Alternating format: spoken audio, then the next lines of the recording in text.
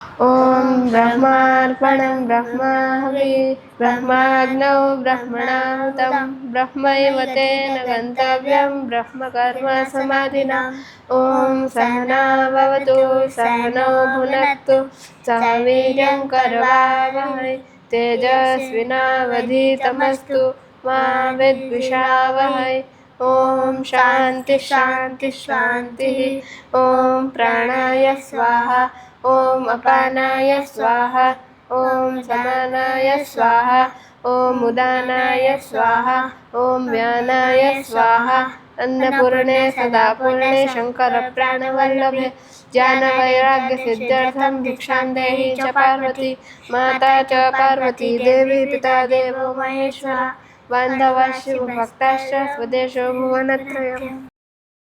मेरा ये इस तरीके से मंच पे बैठने का बोलने का बहुत एक्सपीरियंस नहीं है और मेरी आवाज़ भी बहुत, ऐसा मेरे मित्र लोग कहते हैं, बहुत साफ नहीं है।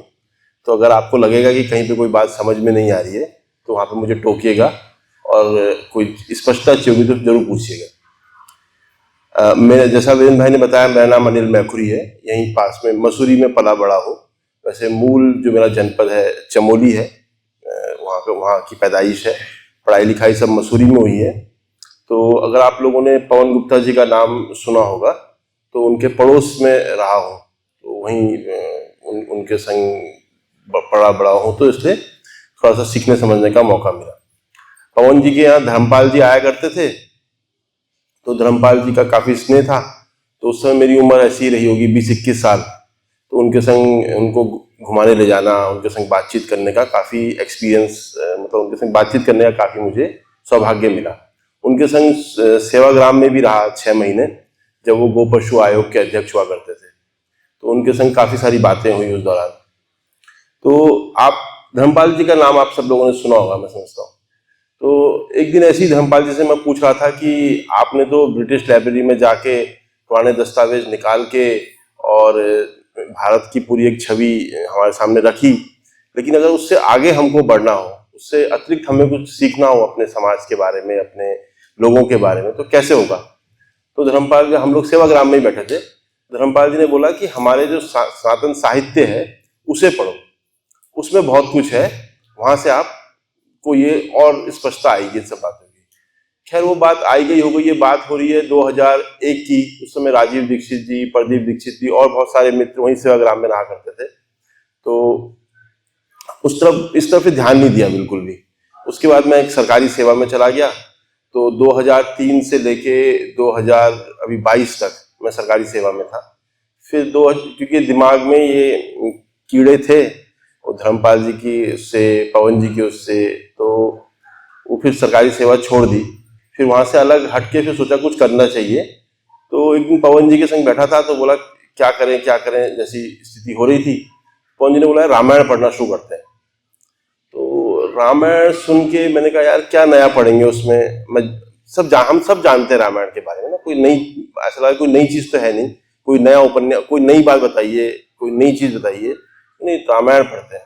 तो मैंने रामायण पढ़नी उस दिन, ये कह सकता हूँ मैं, बेमन से शुरू करी, क्योंकि बचपन में जब हम बहुत छोटे छोटे थे तो रामायण टीवी में आया करती थी, पूरी कहानी हमें पता ही थी, तो उसमें अब क्या नया मिलेगा।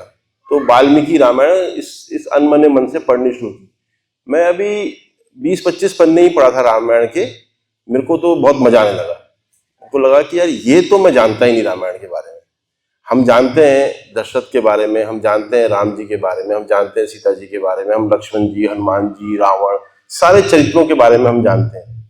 और इसके साथ ही मैं ये भी जानता था, जो धर्मपाल जी कह रहे थे, रविंद्र शर्मा कह रहे थे, राजीव दीक्षित कहा करते थे, वो भी हमारे दिमाग में था। रामायण में वो सब बातें मिलेंगी जो ये लोग सब बातें कह रहे थे, उसका कुछ सूत्र, कुछ संकेत मुझे रामायण से मिलेंगे, इसका मुझे कोई अनुमान नहीं था। कहानी के अलावा भी इसमें कुछ मिलेगा। जब मैं इसे पढ़ने लगा तो मुझे बहुत ही रोचक चीजें इसमें मिलने लगी, जो धर्मपाल जी ने मुझे आज से करीबन 22 साल पहले कहा था कि सनातन साहित्य पढ़ो तो तुम्हें ज्यादा समझ में आएगा अपने समाज के बारे में। तो जो समझ थी वो फिर रामायण को पढ़ के मेरे बहुत उसमें रुचि बढ़ने लगी। तो मैंने वाल्मीकि रामायण पूरी की पूरी पढ़ रहा थी। तो उसमें जो मैं अभी आपके संग बात करूंगा, उसमें मैं कहानी की बात नहीं करूंगा। कहानी हम सब लोग जानते हैं, मैं कोई यहाँ रामायण कथा नहीं सुनाने वाला हूँ, पर उसमें कुछ ऐसी बातें जिसे कहते हैं बिटवीन द लाइंस जो है, जिसमें मुझे ये समझ में आया कि यार समाज कैसा था और किस तरीके से लोग जी रहे थे, किस तरीके की व्यवस्थाएं थी, और कैसे हमारे, अगर जैसे शुरू का जो इसमें चैप्टर था अयोध्या के बारे में एक पूरा वर्णन है, जो अयोध्या के बारे में पढ़ा तो मैंने कहा यार ये बात हो रही है लगभग 14,200 साल पहले के हिंदुस्तान की, इस जमीन की बात हो रही है। और उसमें जो विवरण है वो आज के किसी भी आप मेट्रोपॉलिटन सिटी को ले लीजिए, उससे बेहतर अयोध्या दिख रही है, जो उससे छवि बन रही है उस विवरण से।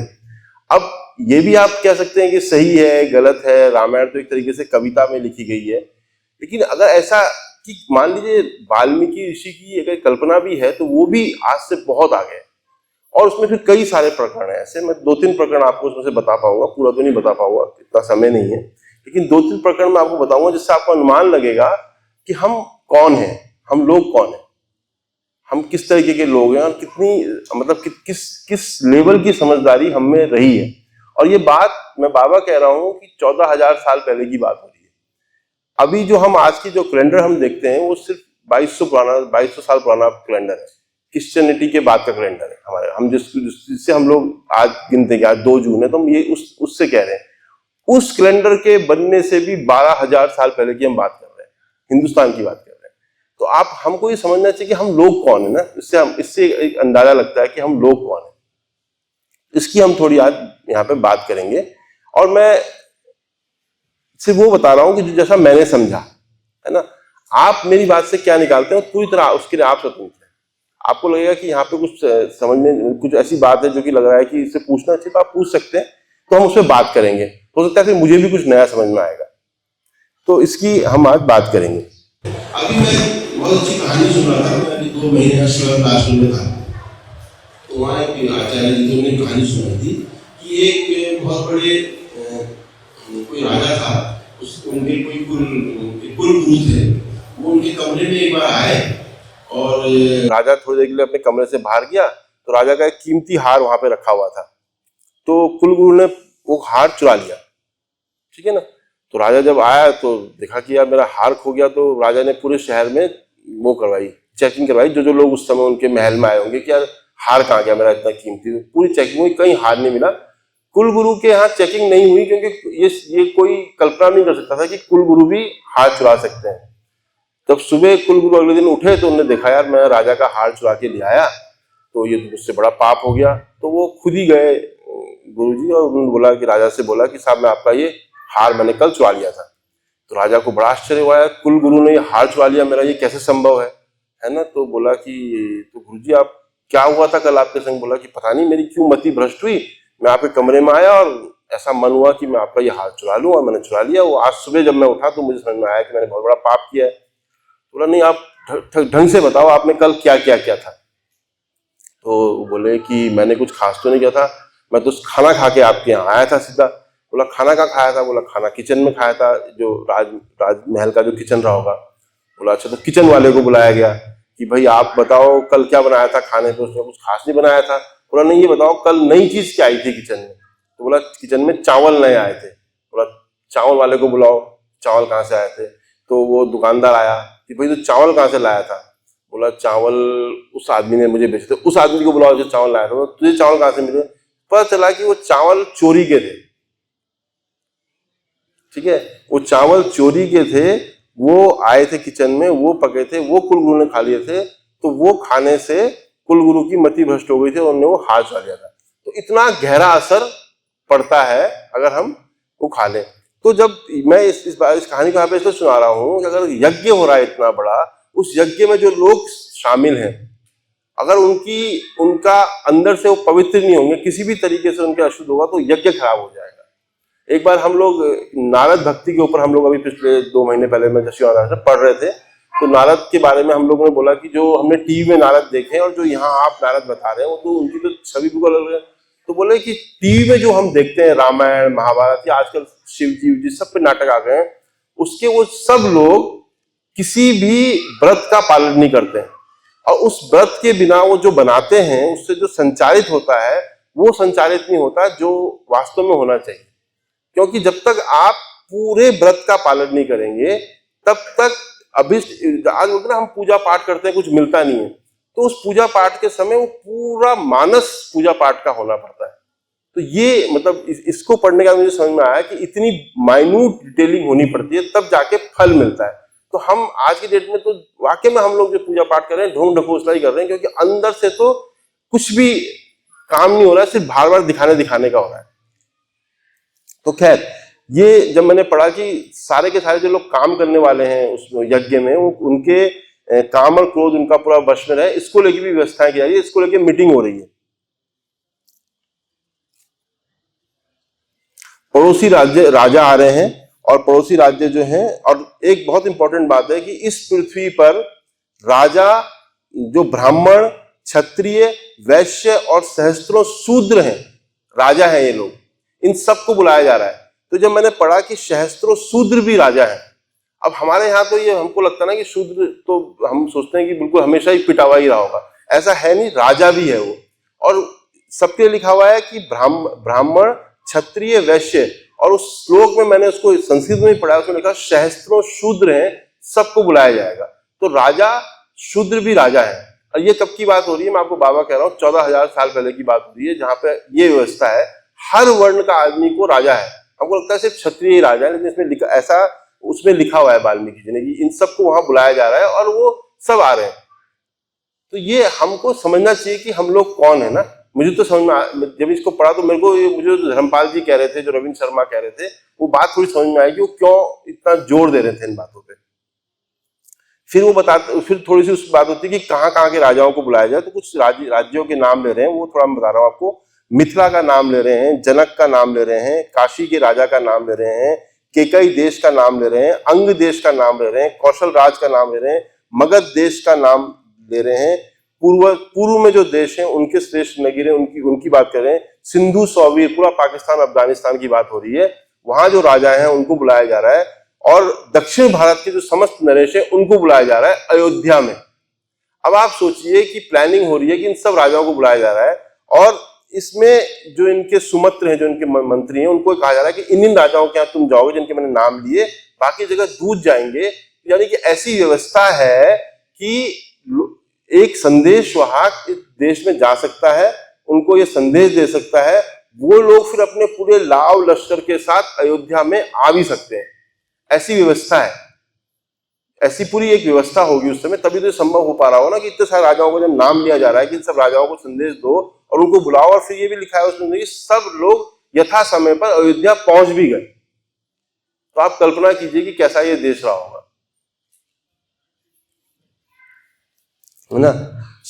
सिंधु सौवीर का मतलब पाकिस्तान, और मगध का मतलब आप समझते हैं बिहार, पश्चिम बंगाल, सौराष्ट्र, गुजरात आदि दक्षिण भारत के सभी नरेशों को बुलाया गया। और कुछ ही दिनों में सब राजा लोग अनेक रत्नों के संग पहुंच भी गए। यज्ञ की तैयारी हो रही है। यज्ञ की तैयारी में फिर से एक शब्द आता है, न्याय और विधि से यज्ञ की तैयारी हो रही है। न्याय विधि का शब्द जब प्रयोग कर रहे हैं तो विधि जो है, वेदों में जो बताई गई विधि है, उसके अनुसार वहां पे यज्ञ की तैयारी हो रही है। जो उसमें एक श्लोक में आता है कि जो उस यज्ञ के समय जो भोजन बन रहा था, वो भोजन दिखने में ऐसा लगता था कि हिमालय की बड़ी बड़ी चट्टानें बन गई, इतना सारा भोजन बन रहा था।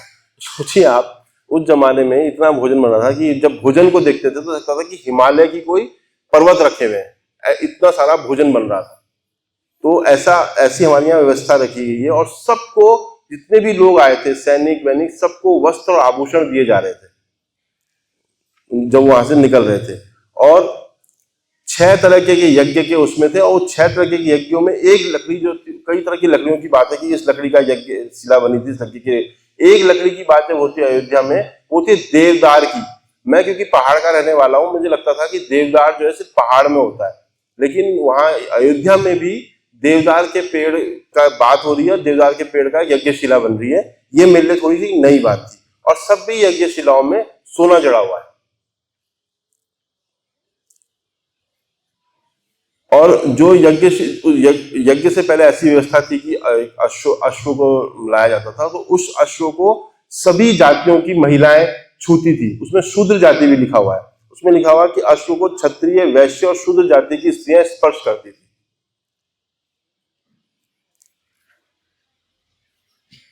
इसके बाद जो है इसका काफी लंबा चौड़ा विवरण है, उसको आपको पढ़ना चाहिए कभी उस यज्ञ के बारे में। कम से कम 10-12 पन्नों में लिखा हुआ है कि ये जो पुत्रष्टि यज्ञ हुआ था इसमें कितनी सारी व्यवस्थाएं हुई थी। इसके बाद जो होता है कि जब राम जी वनवास चले जाते हैं और भरत अपने नैनिहाल से वापस आते हैं अयोध्या में, तो बड़े नाराज होते हैं। वो उसका बड़ा विवरण है, वो मैं आपको नहीं सुना रहा हूँ। जो लड़ाई होती उनकी भरत की अपनी माँ के संग जो लड़ाई होती है वो सब बात अलग से है। लेकिन फिर जब भरत कन्विंस हो जाते हैं कि मुझे जाना है चित्रकूट और राम जी को मनाना है, तो चित्रकूट जब जा रहे हैं राम जी भरत, उससे पहले भी मीटिंग हो रही है। उससे पहले मीटिंग ये हो रही है कि राजा निकलने वाला है, चित्रकूट जाने वाला है, तो क्या करना है, यहां से लेके चित्रकूट तक सड़क बनानी है, सारी झाड़ियां कटनी है, बैरिकेडिंग होनी है। ये पूरी मीटिंग हो रही है कि राजा निकलने वाला है। और राजाओं के पूरा उसके जो विवरण है, जब भरत राजा है उस समय तो निकल रहा है, तो उसके संग कौन निकल रहे हैं, 9000 सुसज्जित हाथी चल रहे हैं। आप कल्पना कीजिए, एक राजा के संग 9000 सुसज्जित हाथी चल रहे हैं, 7000 रथ चल रहे हैं। ये श्लोक में लिखा हुआ है, 7000 रथ चल रहे हैं, 1 लाख घुड़सवार चल रहे हैं। ऐसे निकलता है राजा, 1 लाख घुड़सवार निकल रहे हैं।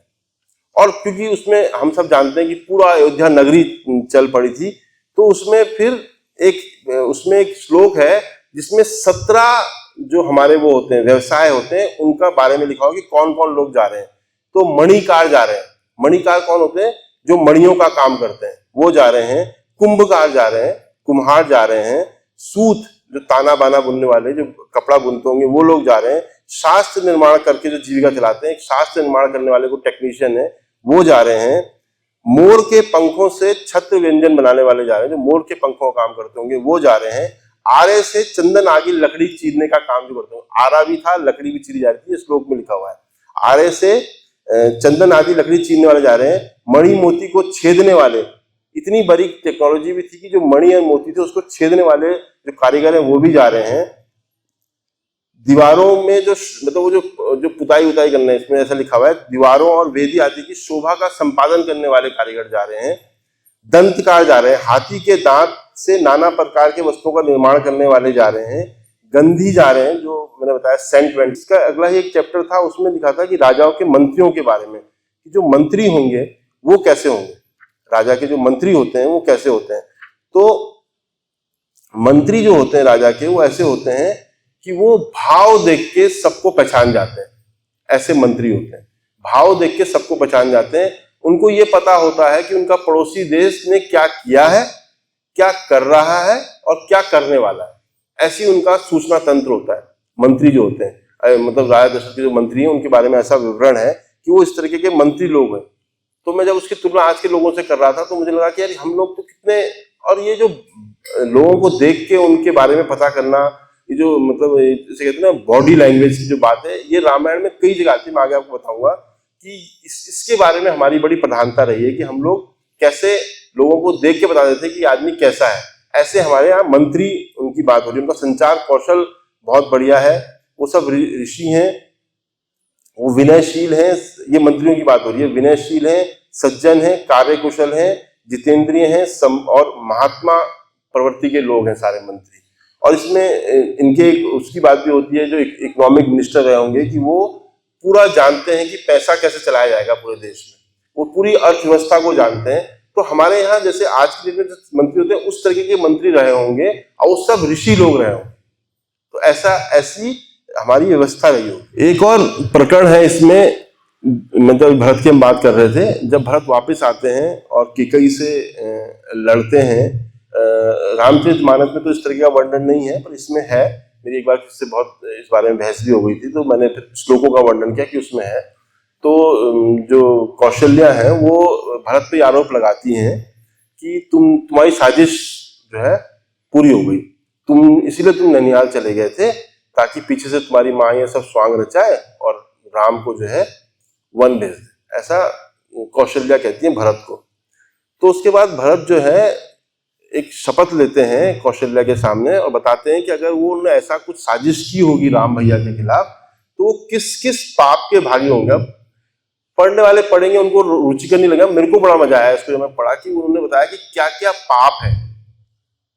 उस समय काल में किस तरह के पापों की वर्णन हो रही है।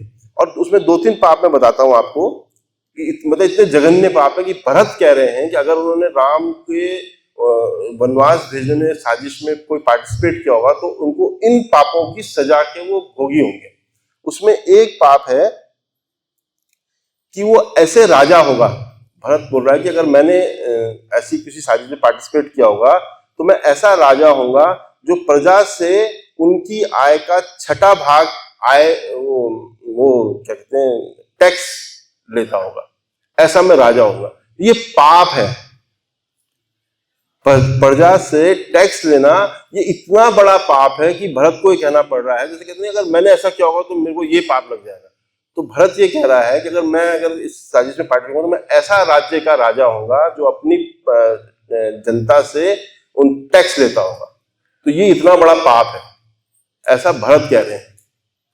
तो ये जब मैंने पढ़ा तो मैं तो बोला यार कितनी बड़ी बात है, बताओ, इसको पाप की श्रेणी में रखा गया है। तो अब ये तो मेरे लिए तो बिल्कुल रिवीलिंग था। ये मैंने कहा ये तो बहुत बड़ी बात है। तो अगर ऐसा इसको पाप की श्रेणी में रखा हुआ है। दूसरा लिखा हुआ है कि दूसरा पाप को क्या बोलते हैं कि वो ऐसा आदमी होगा जो सेवकों से भारी भरकम काम कराता होगा। ये भी पाप है।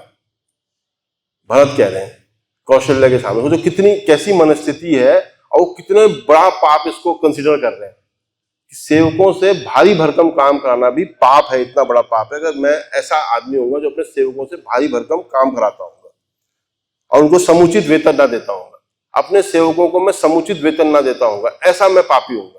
अब सोचिए, ये आप आज की डेट में कल्पना कर सकते हैं इस बात की? कोई मतलब हम सोच सकते हैं ऐसा कि इसको पाप की श्रेणी में रखेंगे? ये पाप बोला गया है कि अगर मैं अपने सेवकों से भारी भरकम काम कराऊं और उनको टाइम पे उनका सैलरी ना दूं, मैं ऐसा आदमी हूं। और वो कह रहा है कि वो ऐसा पापी होगा जो कि ऋषि से यज्ञ करवा के उसे दक्षिणा ना देता होगा, ऐसा वो पापी होगा अगर भरत ने पार्टिसिपेट किया होगा साजिश में। तो ये जब पढ़ते हैं तो समझ में आता है कि हम लोग हालांकि पूरा का पूरा नेगेटिव वे में लिखा गया चैप्टर है, लेकिन हमको समझ में आता है कि हमने इन चीजों को ऐसा रखा हो कि हम कर ही नहीं सकते।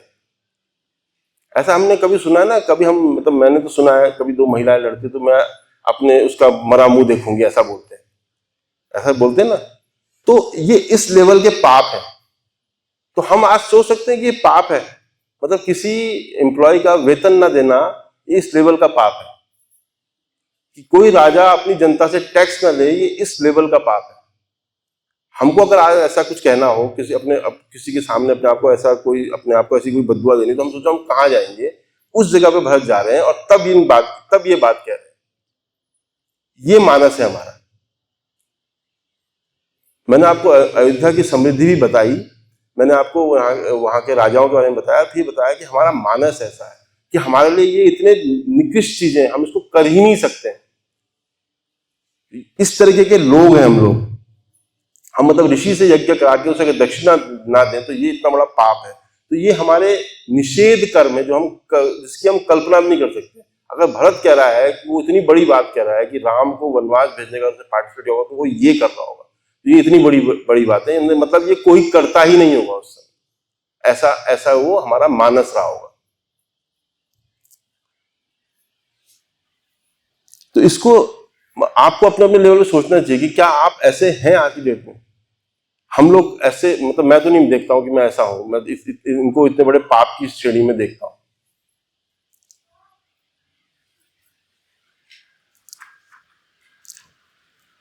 इसके बाद एक बड़ी रोचक बात, थोड़ी गंभीर बात होगी। मैं आपको रोचक बात बताता हूं कि जब राम लक्ष्मण सीता जी को रावण उठा के ले गया, अब राम जी और लक्ष्मण जी सीता जी को ढूंढ रहे हैं, तो जब राम जी और लक्ष्मण जी श्रीमुख पर्वत के नीचे पहुंचते हैं और सुग्रीव और हनुमान लोग उनको देखते हैं कि साहब ये 2 युवक हमारे यहाँ आ गए और जरा पता करके आओ ये कौन है। तो सुग्रीव जो हनुमान को कहते हैं कि यार तुम तो बहुत बुद्धिमान आदमी हो, तुम जाओ और उन 2 युवकों को क्या देखो कि उनके मनोभाव को समझो। वो ये नहीं पूछते कि जाके उनका नाम पूछो कहाँ से आए ये पूछो, लेकिन जाओ और बातचीत से उनके मनोभाव को समझो कि वो किस तरीके के लोग हैं। तो हनुमान जी आते हैं और उनको उनको वो कहते हैं कि जाओ दोनों युवकों की चेष्टाओं, रूप तथा बातचीत के तौर तरीके से यथार्थ का पता लगाओ। ये सुग्रीव कह रहे हैं हनुमान जी को। तो जब हनुमान जी जाते हैं राम जी के संग बात करते हैं, तो फिर राम लक्ष्मण को कहते हैं कि जो हनुमान जी हैं जिस तरीके की वार्तालाप कर रहे हैं, उससे पता चलता है कि ये ऋग्वेद के, सामवेद के और चारों वेदों के ज्ञानी हैं। सिर्फ बातचीत से पता लगा रहे हैं, सिर्फ बातचीत से उनको पता चल जा रहा है। तो और इनकी जो, जैसे मैं इस समय बात कर रहा हूँ तो मेरी बातों में मैं ऊपर जा रहा हूँ, नीचे जा रहा हूँ। जब हनुमान जी उस समय बात कर रहे होंगे तो कह रहे इनकी बातें बिल्कुल एक लय में है, इसका मतलब ये ज्ञानी है और ये कोई दिव्य पुरुष है। तो वो उसकी जो पूरा वर्णन है उससे पता चलता है कि हम लोग बॉडी लैंग्वेज के प्रति बड़े सेंसिटिव लोग रहे हैं। ऐसा ही एक प्रकरण और है, जब सब खत्म हो गया, सीता जी वापस आ गई, रावण मर गया और राम जी अब वापस जाने की तैयारी कर रहे हैं अयोध्या। तो राम जी हनुमान जी को कह रहे हैं कि जाओ और भरत से मिलो और भरत से बातचीत करके देखो क्या वो चाहता भी है कि मैं वापस आऊं कि ना आऊं। बोला उससे पूछना मत कुछ भी, उससे सिर्फ बातचीत करके ये पता लगा के आओ कि यार उसके मन में अभी ऐसा है कि भाई आए और फिर वापस राज करे, या मतलब उसके मन में है कि वो राजा कंटिन्यू करे। अगर ऐसा कुछ है तो फिर हम नहीं जाएंगे वापस। तो फिर हनुमान जी को भेजा जाता है ये पता करने के लिए भरत से जाके सिर्फ पता करके आओ कि वो चाहता कि नहीं चाहता वापस आना। तो ये हमारे यहाँ रहा है कि आपकी बातचीत से आपके बारे में हम पता कर सकते हैं। और ऐसे 2-3 जिक्र आते हैं रामायण में जहाँ पे हम मुझे तो बड़ा स्ट्राइकिंग लगा कि हमारे यहाँ ये जो बॉडी लैंग्वेज वाला पार्ट है ये इंपॉर्टेंट है। और इसके कई जगह 2 लोगों की बातचीत में बाली की जब बात होती है वहां पे भी आता है, और ये कई जगह आता है कि बॉडी लैंग्वेज से दूसरे को पहचानने की बात हम लोग करते रहे। तो ये इस तरीके के हम लोग रहे। प्रबंधन की मैंने आपको बात बताई और राजाओं की मैंने बात बताई, ये बॉडी लैंग्वेज वाली बात बताई। ये मतलब मुझको ये बातें बड़ी स्ट्राइकिंग लगी है, मैंने इनको नोट किया, अपने नोट्स में रखा है कि यार ये चीजें मुझे समझ में आई। एक और मुझे जो प्रकरण रामायण में बहुत जिसको पढ़ के मुझे बहुत आश्चर्य लगा कि जब बाली को मार दिया राम जी ने और सुग्रीव को बोला कि अब तुम जाके राज करो। उस समय चतुर्मास का समय, तो तुरंत वो लंका पे नहीं जा सकते, तो बोलते 4 महीने तुम आराम करो वहां पे और 4 महीने बाद हम फिर मिलेंगे और फिर हम ढूंढेंगे कि सीता कहाँ है। अभी लंका की बात नहीं हुई है। तो 4 महीने बीत गए और सुग्रीव जी तो वहां मौज मस्ती में लग गए, पता आए नहीं वापस। तो फिर लक्ष्मण जी गए हैं वहां पे, तो लक्ष्मण जी ने देखा कि, फिर लक्ष्मण जी ने उनको बुलाया सुग्रीव जी को। फिर सुग्रीव जी बताते हैं राम को कि उन्होंने क्या तैयारियां की। तो ये तो एक कथा का पार्ट था, लेकिन जो बताते हैं तैयारियों के बारे में, वो कहते हैं साहब मैंने 4 टीमें बनाई हैं और मैंने चारों दिशाओं में भेजी, ठीक है। और फिर वो चारों दिशाओं का वर्णन करते हैं। वो इतना बड़ा वर्णन है, 4 अध्याय है उसके ऊपर, मतलब वो पूरी पृथ्वी समझा देते हैं। और वो बताते हैं कि ये पर्वत आएगा, इस पर्वत का ये नाम है, फिर ये नदी आएगी, ये नाम है, इस नदी के बगल में ये लोग रहते हैं, इनकी प्रवृत्ति इस तरीके की, ये लोग इस तरीके के हैं, ये है। वो चारों दिशाओं में पूरा का पूरा भूमंडल राम को समझा देते हैं। तो ये मेरे लिए तो ये बड़ी आश्चर्य की बात थी कि यार कैसे ये पूरा का पूरा मैप समझाते हैं। हालांकि लास्ट में राम जी भी बोलते हैं कि भाई तुमको तो पूरा भूमंडल पता है, तुमने पूरी पृथ्वी मेरे को बता दी। और वो फिर यहाँ तक चले जाते हैं, यूरोप तक चले जाते हैं। यूरोप में बताते हैं कि वहां ऐसे लोग हैं जो बहुत गोरे हैं और जो कि नर्कवासी, ऐसा ही बोल देते हैं, है ना, पूरा का पूरा बता देते हैं। और ये भी बता देते हैं कि जब हम यहाँ से दक्षिण दिशा में जाएंगे तो एक द्वीप आएगा, लंका वहां पे राजा, संभवतः सीता वहीं होगी, ऐसा भी बोल देते हैं। लेकिन जो ये पूरा डिस्क्रिप्शन है, इसको सुनकर राम जी भी बड़े आश्चर्य हो जाते हैं। बोलते हैं यार तुझे तो पूरा भूमंडल पता है, कैसे पता है? बोलता जब बाली मेरे पीछे भागा था ना मारने के लिए, तो मैं पूरे भूमंडल दौड़ा था, तो मैं नोट्स लेता चला गया कि यहाँ के लोग ऐसे हैं, ये पर्वत है, ये वो बताते हैं। लेकिन वो जो पूरा भूमंडल का वर्णन है, मैं तो ढूंढ रहा हूँ किसी ऐसे आदमी, वो जो नाम है, आज अगर मैं उनको गूगल कर रहा हूँ नामों को, तो वो मुझे रिलेट नहीं हो रहे हैं आज के जो नाम है पूरे भूमंडल के। तो मुझे पूरा नक्शा बनाना है कि रामायण, वो पूरे भूमंडल का नक्शा कैसे सुग्रीव ने राम जी को समझाया। और कम से कम वो 10-12 पन्ने हैं वाल्मीकि रामायण में, जिसमें पूरे भूमंडल का विवरण है। तो ये हम तब की बात कर रहे हैं, तब हमने लिख दिया है पूरा का पूरा। तो ये जो मैपिंग वैपिंग की जो हम सोचते हैं ना कि वो रिसेंट बातें हैं, ये तब की बातें हैं जो हमारे यहाँ रही होंगी। तो ये जो भौगोलिक परिदृश्य है ये मुझे तो बहुत इंटरेस्टिंग लगा वो चैप्टर। और एक और बात है कि लगभग हर 50-60 पन्नों के बाद राम जी और लक्ष्मण जी जब सीता को ढूंढ रहे हैं, या सीता जी और राम जब तीनों लोग जंगल में चले गए, तो कई सारी वनस्पतियों की बात है, कई सारी वनस्पतियों की बात है। मेरे ख्याल से अगर आप रामायण, वाल्मीकि रामायण को उठाएंगे और उसमें वनस्पति को लिखेंगे तो एक किताब आपको रामायण में किन किन वनस्पतियों के बारे में बात है उस पर बन सकती है ना। तो और वो अपने आप में अध्ययन है, उसमें कई ऐसी वनस्पतियां जिनका आज कहीं जिक्र नहीं होता है। जब हनुमान जी चले गए लंका और पता करके आ गए सीता वहां है, और लंका में आग वाग लगा दी और वहां से वापिस आ गए, तो इधर उनके दोस्त लोग रुके हुए समुद्र के इस पार और वेट कर रहे हैं कि यार वो कुछ गुड न्यूज लाएंगे। तो हनुमान जी आते हैं और उनको गुड न्यूज देते हैं कि सीता मिल गई और मैंने तो लंका में आग भी लगा दी। तो बड़े लोग खुश हो गए। तो उसके बाद हम लोग ये कल्पना नहीं कर सकते कि उसके बाद उन्होंने किस तरीके का, उन्होंने बोला कि यार अब तो हमको बहुत खुशी मिल गई है और कल सुबह यहाँ से जाएंगे सुग्रीव लोगों के पास, लेकिन उससे पहले क्या करेंगे। तो मेरे मुंह से उस समय कहा, जैसे ऐसा बोल रहे होंगे सब लोग मिलके कि let's have a party now. तो क्या होता है कि उसके बगल में सुग्रीव और बाली के नाना का एक फलों का बगीचा है बहुत बड़ा, उसमें तरह तरह के फल हैं मधुबन में, और ये सब लोग जाके वहां रात को खूब उस पूरे के पूरे फलों के उद्यान को तहस नहस कर देते हैं और खूब, मतलब लिटरली वहां पे, मैं तो उसके बाद वाइन की हिस्ट्री खोजने लगा।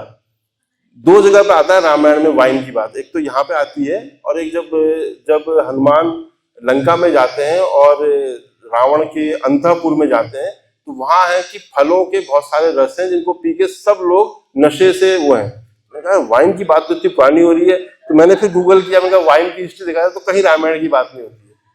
तो वो पूरे अपने सुग्रीव के नाना जी का वो पूरा वन वाटिका जो है तहस नहस कर देते हैं।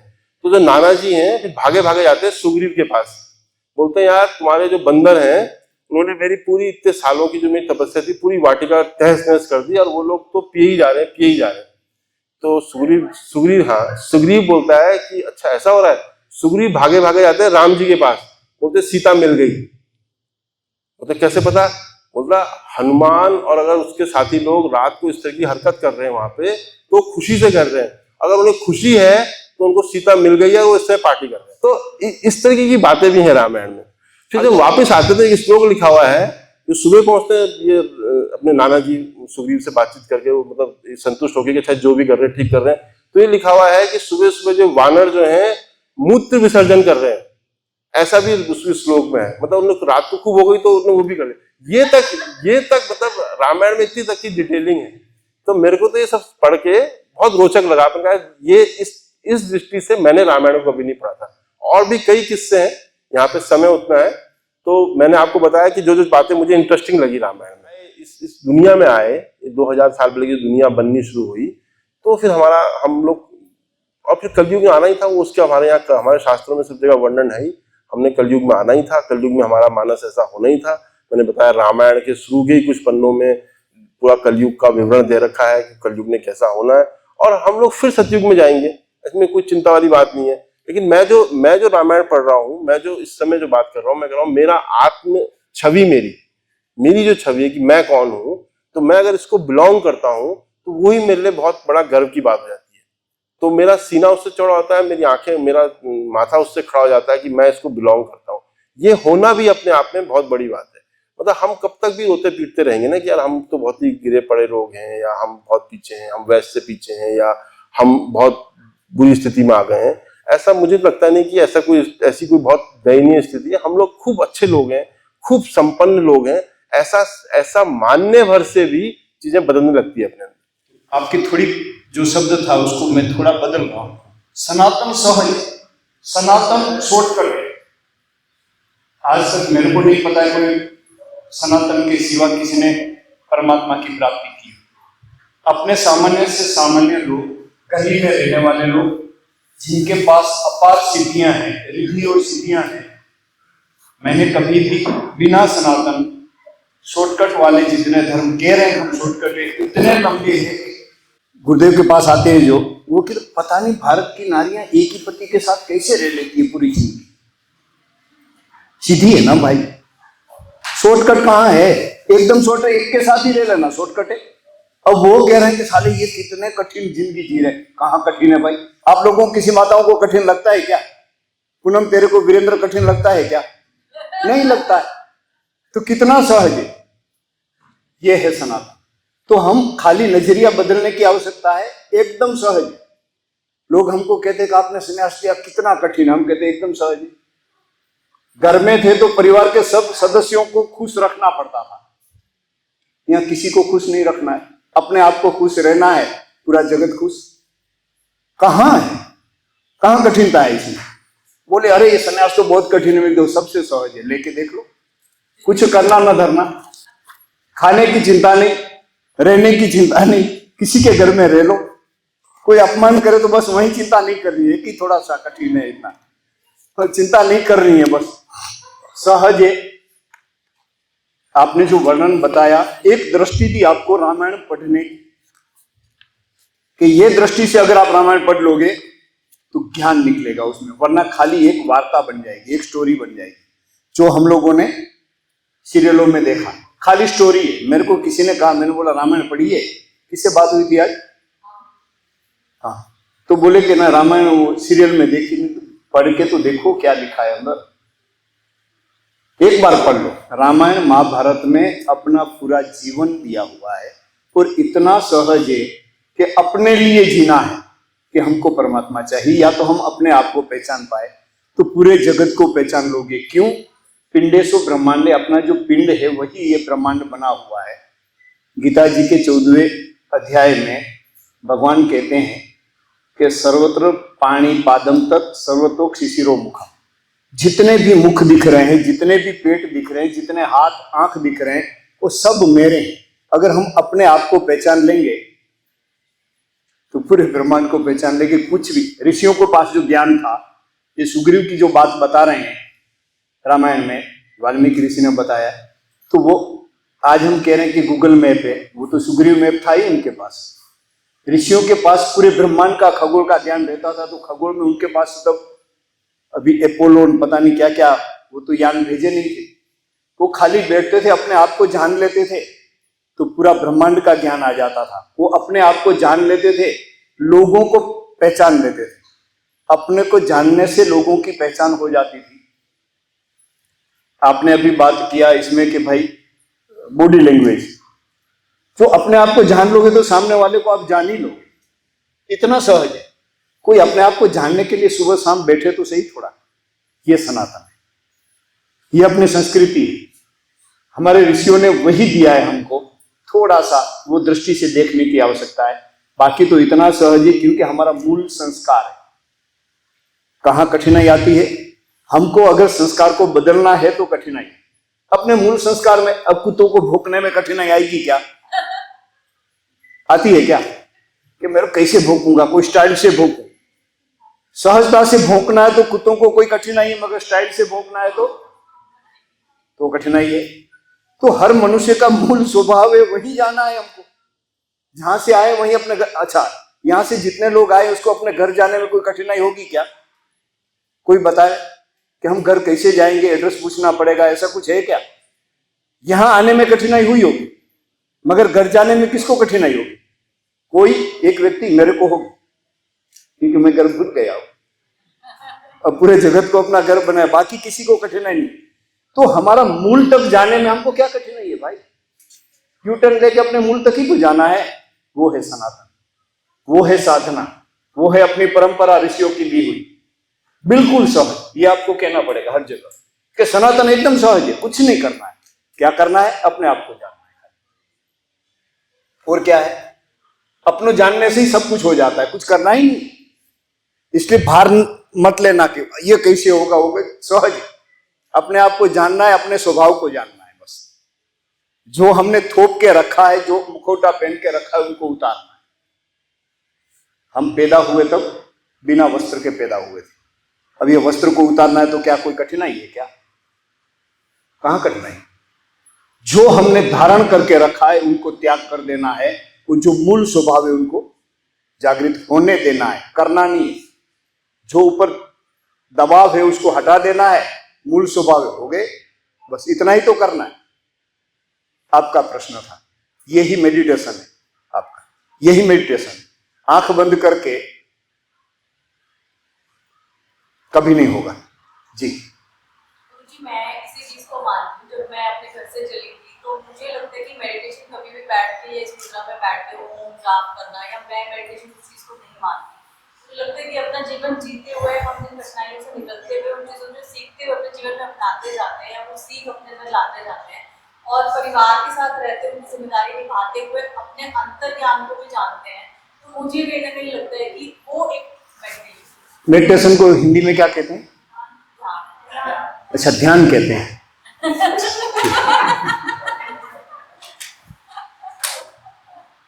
आप बच्चे हैं आपके पास? कितने बड़े हैं? मेरा 12 साल का बेटा है। 12 साल। 12 साल का। वो घर से बाहर जाता हो तो आप क्या कहती हो? बेटा मेडिटेशन करना, ऐसे कहती हो? तो क्या कहते हो? बेटा ध्यान रखना, ऐसे कहते हो? कौन कहता है मेडिटेशन रखना?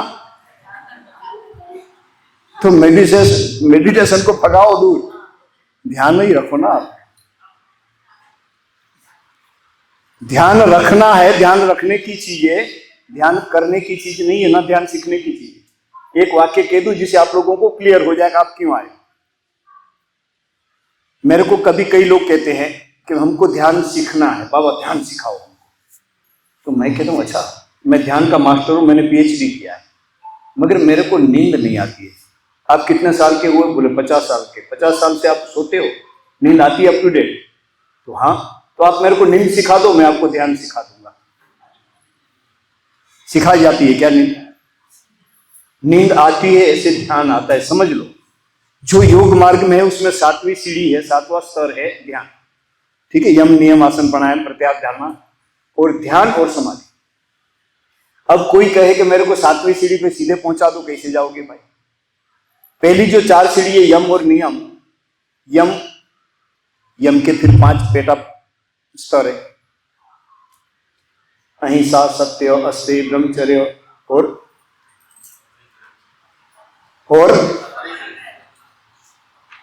अपरिग्रह। अब उसी में लगे परिग्रह में। तो और नियम के 5 है, शौच, संतोष, तप, स्वाध्याय और ईश्वर प्रणिधान, मतलब ईश्वर की शरणागति। इनके बाद आसन प्राणायाम। अब ये पहले जो 4 है वो करने का है, ध्यान करने का नहीं, ध्यान रखने का है। ध्यान रखते हुए अगर ये 4 कोई कर ले तो उसमें से फ्रूट पैदा होंगे, ध्यान प्रकट होगा। पहले धारणा प्रकट होगी, इनके बाद ध्यान प्रकट होगा। प्रत्याहार करते करते करते करते प्रत्याहार करते, जो हमने धारण करके रखा है उनको छोड़ते छोड़ते छोड़ते अपने आप धारणा प्रकट होगी, और धारणा के बाद ध्यान प्रकट होगा, और ध्यान से समाधि प्रकट होगी। ये प्रकट होने वाली है, न सीखने वाली है, न समझने वाली चीज है, वो अंदर की अनुभूति है।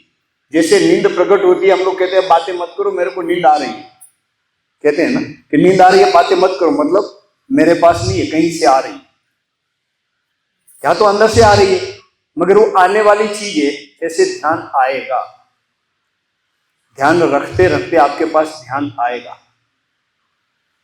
तो ध्यान के बारे में कभी मेडिटेशन पर्यायवाची शब्द नहीं है। अगर हो तो अपने बच्चों को कहना कि बेटा मेडिटेशन रखना हो जाते समय रास्ते में, ऐसे कोई नहीं कहता है, वहां ध्यान ही कहते हैं, भाव है। अपना ही तो स्वीकार करना, मैं ही तो कह रहा हूं, सनातन में कुछ है ही नहीं, करना ही नहीं है, बस अपने मूल स्वभाव में आ जाना है बस। सॉरी, मैंने लंबा क्षमा करें। पूछो, अपने मूल स्वरूप की प्राप्ति हो, तो वो आप जो कह रहे थे उसी में जोड़ रहा हूं। किसी को रामायण के बारे में अगर कुछ पूछना हो, जिस दृष्टि से मैंने बात की है, तो अगर कुछ आपको उसमें कुछ ऐड करना हो या कोई टिप्पणी करनी हो, या वो कुछ पूछना चाहते हैं। ये जैसे 4 युग वाली बात होती है, तो इसमें त्रेता युग में राम जी आए, तो इससे 4 युग के बाद दोबारा से रिपीट होते हैं, तो दोबारा से राम जी आते हैं या फिर एक युग में आए थे, कैसे? एक जैसे विष्णु के 10 अवतारों की बात होती है, ये बार बार रिपीट होते हैं हर युगों के अंदर, जैसे मनवंतर वगैरह तो हम सुनते हैं आपको वैसे, तो इनके बारे में क्या है? सर इतनी गूढ़ जानकारी तो मेरे को नहीं है, सिर्फ एक छोटी सी लाइन याद आ रही है जिसमें वाल्मीकि का परिचय, वाल्मीकि जी का परिचय दिया जा रहा है शुरू में। तो उसमें एक छोटी सी लाइन की प्राचीन कलयुग में लिखा है उसमें। तो मैं जब प्राचीन कलयुग क्या मैंने अंडरलाइन किया, मैंने कहा प्राचीन मतलब वो जो सतयुग था उससे कोई प्राचीन कलयुग था जिसको वहां पे इसके लिए योग वशिष्ठ में एक प्रकरण आता है, उसमें भगवान राम को वैराग्य हो जाता है और उसको फिर तीर्थाटन के लिए भेजते हैं। इनके बाद जो 21 दिन की संगोष्ठी होती है, ज्ञान संगोष्ठी, जो संगोष्ठी पूरी हुई है, जो वशिष्ठ और भगवान, श्रोता में है भगवान राम, पूरी अयोध्या नगरी, मगर मुख्य में भगवान राम है और व्यासपीठ पे वशिष्ठ। तो जब शुरुआत करते हैं वहां कहते हैं कि हे राम, आपका ये 73वां जन्म है, 73वां 73, आपका ये 73वां है और आप 73वीं बार आप रावण को मारोगे, ये लिखा है। तो जो आपका प्रश्न है शायद एक वाक्य में जवाब आपको मिल जाता है। एक कहानी मैंने ये भी सुनी है, जैसे जब हनुमान जी, राम जी जब वापस जा रहे थे यहाँ से, मतलब क्या नहीं, ये सरयू नदी के किनारे जो उन्होंने देखा किया था, वो उसके बाद वो हनुमान जी मना करके जैसे से रोकते हैं, तो कुछ वो अंगूठी वाली बात आती है, वो नदी में सामने में कुछ अंगूठी डालते हैं, वो अंगूठी का उसी टाइप से सुना है मैंने, तो वहाँ पर अंगूठियों का ढेर दिखता है। ऐसा कहीं जो मुख्य दो रामायण है वाल्मीकि और उसमें दो में नहीं है, मगर रामायण कई सारी है, तो और रामायणों में होगा को नहीं पता है, मगर इसमें दोनों वाल्मीकि रामायण में और तुलसीकृत रामायण में वो नहीं है। और संतों ने ये दो ही रामायण को स्वीकार किया है, तीसरे रामायण अध्यात्म रामायण को स्वीकार किया है। हो सकता है, मगर संतों ने, ऋषियों ने उनको स्वीकार नहीं किया, संतों ने उनको स्वीकृत नहीं किया है, क्योंकि कई जगह जैसे कालिदास ने भी तो मेघदूत लिखा है, मगर संतों ने उनको स्वीकार नहीं किया। बहुत कुछ लिखा है, बहुत अच्छा लिखा है, मगर कहीं गड़बड़ी है कोई चैप्टर में, इसलिए उनको स्वीकार नहीं किया, आम जनता उनको ना पढ़े, कारण कि उसमें विकृति आ जाती है। अच्छा, रामचरितमानस में लिखा है, तुलसीदास जी लिखते हैं उसमें पहले ही प्रकरण में, बालकांड में, कि राम जी का अवतार कई कारणों से हुए, कई कल्पों में। तो उसमें लिखते हैं कि एक बार राम जी का अवतार हुआ ये श्राप के वश, एक बार अवतार हुआ ये श्राप के वश, एक बार अवतार हुआ ये श्राप के वश। तो उसमें 6 बार राम जी के वर्णन लिखे हैं। और इस बार जो हो रहा है उसमें मनु और शत्रुपा का वरदान के चलते इस बार ये राम जी का जन्म हो रहा है। तो कई जगह ऐसे वर्णन मिलते हैं शास्त्रों में कि 4 युग के बाद, मतलब एक कल्प के बाद फिर से रिपीट होती है स्टोरी, और वही, मगर उसमें कुछ बदलेगा। अच्छा, उसके लिए आपको और प्रूफ दे दूं कि जब आप ध्यान में बैठोगे तो हयाती में ही आपको 7 बॉडी दिखाई देगी। जब गहराई में जाओगे आपका शुभ नाम क्या है? अनिल। आप जब ध्यान में गहराई में जाओगे और समाधि लगेगी तो आपको 7 अनिल दिखाई देंगे जो समाधि में बैठे। थोड़ा सा समय का डिफरेंट होगा। ठीक वैसे ही सच बात तो यह है कि आत्मा परमात्मा की बात करेंगे तो ना वहां समय है, ना वहां युग है, ना वहां राम है, ना वहां अनिल और अमृतानंद है। वहां एक ही, अब उसको जो चेतना कहो, आत्मा कहो, परमात्मा कहो, एक ही है। जैसे समुद्र है, दूर से देखो तो खाली समुद्र है, पहाड़ को दूर से देखो तो खाली पहाड़ है, मगर नजदीक जाके देखो तो उसमें कई सारे पत्थर है, कई प्रकार के झाड़ी जंखरे हैं, कई प्रकार के वृक्ष है, मगर उसको कई दूर से देखो तो खाली आपको हिमालय ही दृष्टिगोचर होता है। ठीक वैसे ही है, आपके शरीर में भी खाली अनिल दिखते हैं, मगर उसको बायोस्कोप में देखो तो उसमें कई ब्लड है, तो मांस है, तो हड्डी है, तो उसके कई प्रकार है, कई बैक्टीरिया है, अच्छे बुरे सभी। ठीक वैसा ये जगत है। जब आपका चेतना प्रौढ़ होती है, विस्तृत होती है, तो कुछ भी नहीं है, वहां समय नहीं है, समय से परे है आत्मा परमात्मा। और अगर हम शरीर भाव में आते हैं तो फिर योग लग्न ग्रहवार तिथि और सब कुछ। फिर भी इनका विषय थोड़ा गहन है, सब लोगों की बस की बात नहीं, किसी किसी का मुंह खुलने लग गया ऐसे, तो विषय बदलते हैं, सबका मुंह बंद रहे, ऐसा ही विषय यहाँ लिया जाएगा, भारी पड़ रहा है। मैंने सुना था कि ऐसी अयोध्या नगरी है? या ऐसा सुग्रीव का पूरा भूमंडल का वर्णन है? ये टाइम पीरियड के मामले में काफी कंफ्यूजन रहता है। कोई 7,000 साल पुराना, कोई 14,000 साल, जैसे हम युगों की बात करते हैं, त्रेता युग। आप ये समझे ना, आप ये देखेंगे तो ईसा मसीह हुए या जो भी हुए, किसी का भी कोई जिसको बोलते हैं आपका ये आर्कियोलॉजिकल एविडेंस, आर्कियोलॉजिकल एविडेंस किसी का नहीं, ठीक है, भारत में उसके आपको मिल जाएंगे, लेकिन आर्कियोलॉजिकल एविडेंस के अलावा एक होता है एस्ट्रोनॉमिकल एविडेंस, कि उस समय ग्रह नक्षत्र की क्या स्थिति थी, कौन सा कहाँ था, नक्षत्र क्या थे। लेकिन जब आप हमारे यहाँ पे कभी भी ऐसे नहीं दिखा गया कि इस तारीख को ये हुआ रामायण महाभारत में, क्योंकि उनके लिए पता था कि यदि वो इस प्रकार से लिखेंगे तो आगे चल के इसको इतिहास का भाग बना लिया जाएगा, जिसको लोग अपने हिसाब से तोड़ मरोड़ लेगा। उनके लिए महत्वपूर्ण था कि इसके आदर्शों का पालन हो। आज भी आप राम राम करते हैं तो आप ये सोचते कि वो इतने साल पहले जो किस टाइम करते हैं, उनके आदर्शों की वजह से करते हैं। जय श्री कृष्ण बोलते हैं तो उनके आदर्शों की वजह से। उन्होंने सोच समझ के जानबूझकर ऐसे डेट दी कि 13 नवंबर या इस डेट को ये हुआ, कभी नहीं किया। तो एक तो पहला महत्व का ये है। दूसरा, जब आप आर्कियोलॉजिकल एविडेंस के अलावा जो एस्ट्रोनॉमिकल एविडेंस है वो कभी जुटा नहीं सकते। समझे ना, ग्रह नक्षत्रों की स्थिति को यदि आज ऐसे ऐसे सॉफ्टवेयर बन गए हैं पूरी दुनिया में कि जो यदि आप रामायण महाभारत में जो भी आप नक्षत्र वगैरह लिखे हुए हैं उस सुपर कंप्यूटर लेवल के हैं, आप उसे डालो एग्जैक्टली उस दिन क्या परिस्थिति थी, कौन सा घंटे को गुजरा था, कितने हजार साल पहले, वो आपको दिखा देगा, वो जुटा नहीं सकते आप। तो एक निलेश गोप्ती है, आप निलेश गोप्ती को सुनिए तो आपको पता चल जाएगा कि एस्ट्रोनॉमिकल एविडेंस के हिसाब से जो महाभारत में 7,000 वर्ष लगभग बनता है और रामायण का 14,000 वर्ष लगभग बनता है। वो उससे बहुत एविडेंस, मतलब आप यदि आपके अंदर बुद्धि है समझने की उनकी बात को, तो उनको एविडेंस को जुटा नहीं पाया। तो एक एस्ट्रोनॉमिकल एविडेंस के बेस पे आप सब ध्यान रखिएगा। पूर्व दिशा का जब वर्णन कर रहे थे तो उसमें वो एक ऐसे स्थान का वर्णन करते हैं जो आज भी है, और उस सुग्रीव जी ने देखा होगा, और आप लोगों में से कईयों ने जो थोड़े घूमने के शौकीन होंगे उन्होंने वो स्थान देखा होगा, और यंगस्टर्स को देखा होगा। आपसे सर्च करिए, कभी गूगल सर्च करिए, कैंडेलेब्रा CANDLEBRA ऑफ पेरू। एक ये फोटो आपके सामने आई अभी, समय निकाली नहीं निकाली, दिख रहा है ना सबको फोटो, दिखाइए क्या निकाला, कैंडेलेब्रा ऑफ पेरू, हाँ ये कैंडेलेब्रा ऑफ पेरू, ठीक है ना।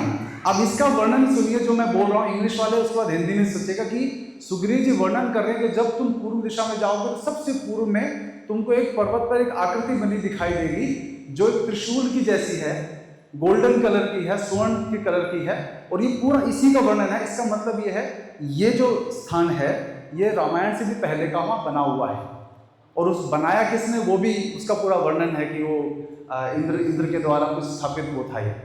तो इसमें इंग्लिश में क्या बोलते हैं ये, इसको हिंदी में जो इसका वर्णन है इस श्लोक का, इसका अर्थ है a golden polygon resembling a palm tree with 3 branches as its head is established on the peak of that mountain as the insignia of that great soul Ananta, and it will be lustrous with a golden podium। अब आप इस photo को देखो और जो इसमें बोला गया है मैच करता है वर्ड टू वर्ड, और ये बनाया गया कब, रामायण से ही पहले का। वहां के लोगों को भी नहीं पता किसने बनाया है, और ये जो आपको फोटो दिख रही है आपको लगा छोटा नहीं है, ये 100 फुट का है, 100 फीट से भी ज्यादा का है। तो ये आपके सामने प्रूफ है। कोई भी कभी बोले ना कि रामायण तो वो है, तो उनको दिखा देना कि रामायण को कहाँ से वर्णन आ गया, इस चीज़ का कैसे आया। और हिंदी में आपको बता देता हूँ मैं, इसका स्क्रीनशॉट लिया हुआ है मैंने।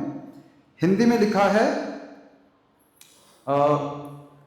इसके ऊपर का जो श्लोक है उसमें अनंत पर्वत का वर्णन है कि वानरों उस शिखर पर इस पृथ्वी का धारण करने वाले भगवान अनंत बैठे दिखाई देंगे। उनका श्री विग्रह चंद्रमा के समान गौरव वर्ण का है, और वे सर्व जाति के हैं, परंतु उनका स्वरूप देवताओं के तुल्य है। उनके नेत्र प्रफुल्ल कमल के समान है, शरीर नील वस्त्र आच्छादित है, उन अनंत देव के सहस्त्र मस्तक हैं। तो नीलेश ओक जी ने इसको बहुत सुंदर वर्णन किया हुआ है। अब जो मैंने अभी श्लोक इससे पहले बोला था उसका वर्णन सुनिए हिंदी में कि पर्वत के ऊपर उन महात्मा की ताड़ के चिन्ह से युक्त स्वर्णमयी ध्वजा फहराती है।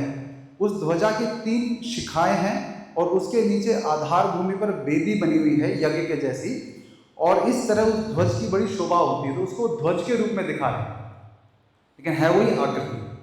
तो ये आपके सामने प्रूफ है जो भी मैंने बताया, कैंडेलेब्रा ऑफ पेरू, कि ये बहुत बड़ा टूरिस्ट प्लेस है वहाँ पर। तो ये रामायण में इसका वर्णन है। तो इसका मतलब क्या है कि रामायण हमारे इतिहास का भाग है, महाभारत हमारे इतिहास का भाग है। तो कभी किसी को कहने मत देना ये बात। ऐसे एक में कई, और एस्ट्रोनॉमिकल एविडेंस, जिसकी बुद्धि में एस्ट्रोनॉमिकल एविडेंस नहीं समा सकते, उनको बोल तुम्हारी औकात नहीं है समझने की कि ये एस्ट्रोनॉमी, तुम समझने बैठो, समझाने वाले बैठे हैं। उसका होता क्या है कि झुटला देना किसी को, अरे सब बकवास है, ये आसान है। लेकिन उसको पढ़कर नीलेश ओक जी ने खुला चैलेंज दिया पूरी दुनिया में कि मैंने जो ये एस्ट्रोनॉमिकल एविडेंस ढूंढे हैं इसको झुटला के दिखा दे। कोई है तो दिखाओ, आप लोग पढ़ाई करो ना। जो कहे कि अरे वो काल्पनिक है, उसको बोलो नीलेश ओक जितनी पढ़ाई करके उसको गलत साबित कर, अगर वो गलत भी है तो उसकी इतनी पढ़ाई करके गलत तो साबित करना पड़ेगा ना, उस व्यक्ति ने जो एविडेंस दिए हैं। लेकिन नहीं, आसान क्या होता है, अरे सब बकवास है, क्योंकि उसके अध्ययन नहीं करना। जी, वो मैं कहूँ उसको भी इतना डाइल्यूट कर दिया गया कि कोई कुछ, लेकिन एस्ट्रोनॉमिकल एविडेंस कैसे झुटला हो गया। तो उसका पूरा वर्णन कभी नीलेश ओक जी को सुनिएगा, मैं लिंक में भेज दूंगा ग्रुप में, आप सुनना, आपको समझ में आएगा। आपको आधे लेक्चर में जाके जिनकी बुद्धि में ये चीज नहीं समाती वो कहेंगे यार बंद करो, पता नहीं क्या बोल रहे हैं। और हमने घंटों घंटों सुना, तब जाके समझ में आया कि नहीं, इतना अध्ययन उनको गलत प्रूव करने के लिए मुझे इनके जितना तो अध्ययन करना ही पड़ेगा।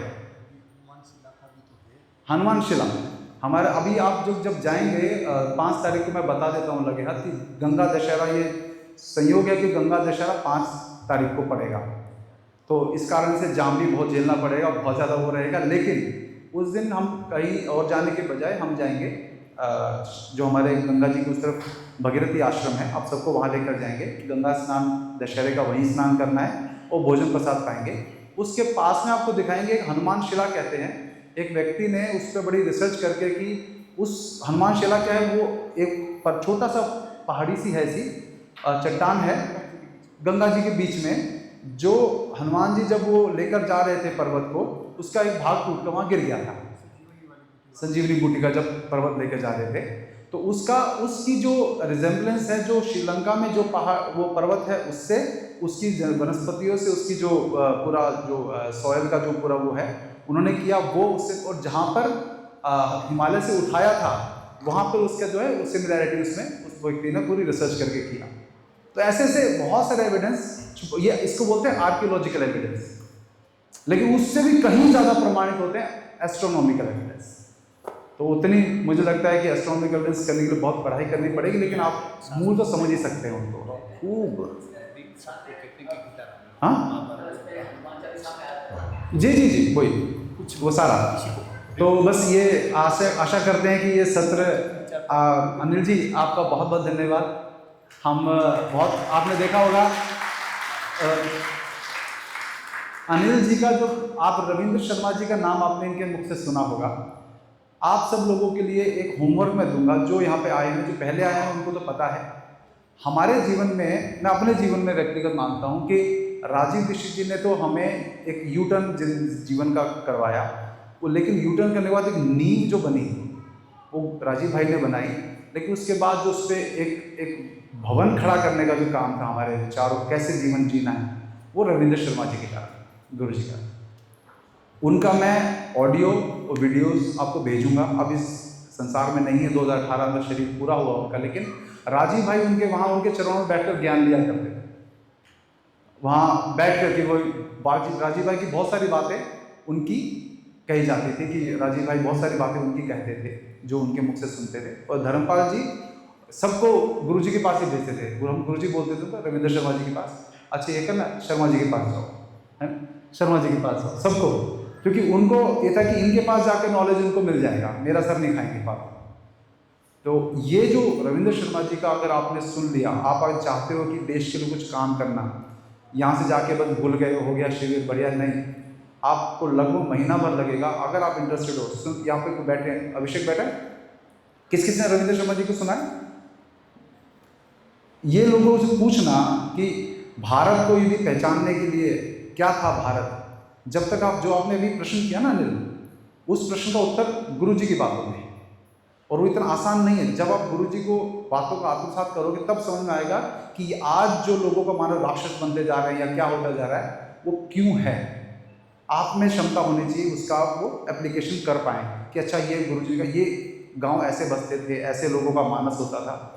जिस दिन आप वो समझ लेंगे तब आपको लगेगा कि ये बात तो तुम्हें पता ही नहीं। तो हम उसी के प्रोडक्ट कह लीजिए, गुरु जी की बातों के प्रोडक्ट हैं। तब हमें समझ में आता है कि ये सब काम हम क्यों कर रहे हैं। तो ये गुरु एक होमवर्क है आप लोगों को, मैं भेज दूंगा, सुन लीजिएगा।